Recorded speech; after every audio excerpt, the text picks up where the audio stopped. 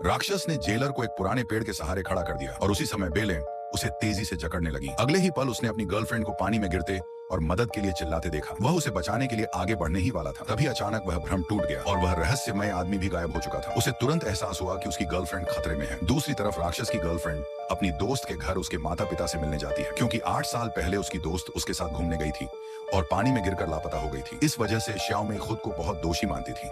जब उसे पता चला कि उसके दोस्त के माता पिता ने एक छोटी लड़की को गोद लिया है, तो उसने तुरंत जाकर मिलने का फैसला किया, लेकिन उसने पाया कि वह लड़की सामान्य नहीं है। जैसे ही श्याओमी मुड़ी, दरवाजा अपने आप बंद हो गया और वह छोटी लड़की अचानक उसकी दोस्त के रूप में बदल गई। खिड़की में भी उसकी दोस्त की परछाई दिखने लगी। डर के मारे श्याओमी तुरंत बाहर भाग गई, लेकिन वह संभल भी नहीं पाई थी। तभी उसने देखा कि वह लड़की उसकी दोस्त की मां को लेकर बाहर जा रही है। वे दोनों एक दलदल के पास पहुंची। अचानक उसकी दोस्त का भूत जैसा रूप दलदल में दिखाई देने लगा, जो उसकी मां को धीरे धीरे दलदल के अंदर खींचने लगा। तभी श्याओमी भी वहां पहुंच गई। वो उसे बचाने के लिए दलदल में जाने ही वाली थी, लेकिन अगले ही पल उसकी मां ने उसे पानी में दबा दिया। किसी तरह श्याओमी खुद को छुड़ा पाई, लेकिन जब उसकी मां फिर से उस पर हमला करने वाली थी, तभी पीछे से एक काली परछाई आई और उसे पानी में खींच ले गई। श्याओमी उसे बचाना चाहती थी, लेकिन वह कहीं दिखाई नहीं दी। यह बिल्कुल 8 साल पहले जैसा ही था, जब श्याओमी पूरी तरह निराश हो चुकी थी। तभी राक्षस ने उसकी मां को पानी से बाहर निकाल लिया और कोशिशों के बाद वह बच गई। फिर राक्षस ने एक हाथ से पेड़ को छुआ और दूसरे हाथ से श्याओमी को पकड़ा और उसे उस हादसे वाले दिन में ले गया। उस समय दोनों ने अभी अभी पढ़ाई पूरी की थी और कुछ रोमांच करना चाहती थी, इसीलिए वे एक बड़े पुल पर हाई जंप करने गई। लेकिन श्याओमी ने अपनी दोस्त को धक्का दे दिया